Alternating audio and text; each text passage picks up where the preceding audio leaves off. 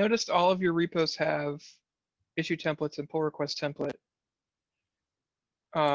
Do you change those based on which repo it is, or are they all just carbon copies of each other? Could they go into the org level .github repo? Yeah, so I think if we were starting all the way over from scratch, I would maybe take a little bit of a different approach using cookie cutter or something like that. But what we have is, if you go to our Cloud Posse build harness in the templates folder, this is the origin of all of our templates that we use for the repositories.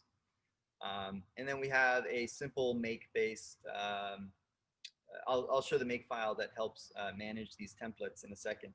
So in here, we have our GitHub health files. So here you can see the various markdown configs for that. And then the pull request template here. This is just a straight template. There's no more templating on our template. So to answer your question, Andy, we just copy those directly over. The way that works in our build harness is we have in our modules, we have a GitHub folder here. So under this makefile, we have a very simple makefile. So here we register all of our templates.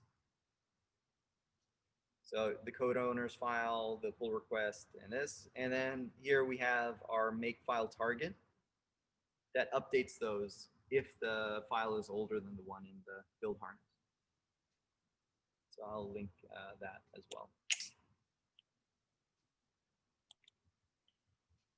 This works well since we have really good consistency across all of our repos. I would still like to be able to do more conditional type of pull request templates, but diminishing returns. Yeah.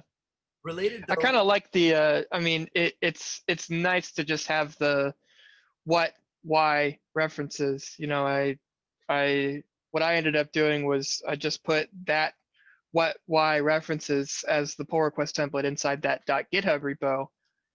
So every single repo in my org has the same pull request template, and then I could overwrite it if I need to. But yeah, so the kind of funny thing is, you know, we've been rolling this out for the past year or two, and then suddenly, then I don't know, a few months ago, whatever, I saw this .github repo. I think I was stalking. yeah, Anton's. yeah, I think we talked about it Yeah.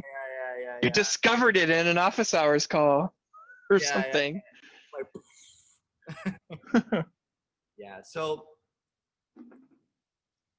I mean, one of the things I really wish that worked with like the .github. So what Andrew's talking about is this. You can have a .github repository in your organization, and this is where you centralize things like your health files. So we don't have our health files centralized here, partially because we have our own system for it, and partially because in the end it didn't quite work as much as I would love it.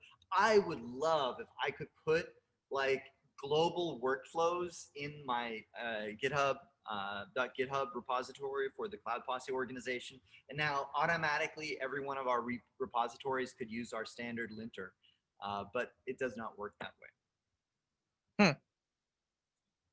So what happens is when you register workflows here, you can do some click ops through the GitHub UI, and it will automatically open a PR with that workflow in your repository, but it provides nothing to streamline the software development lifecycle of those workflow files. So you still have to do that. So from my opinion, you need to have something like the Cloud Posse build harness or the .github directory that you instrument with other things. Yeah. So one of the things that we're working on is, so you saw what we did with Mergify to automatically update our packages. We're going to do that with READMEs. So we can automatically update the READMEs in every repository and automatically merge those READMEs in every repository. So stuff like that is pretty low risk and very tedious.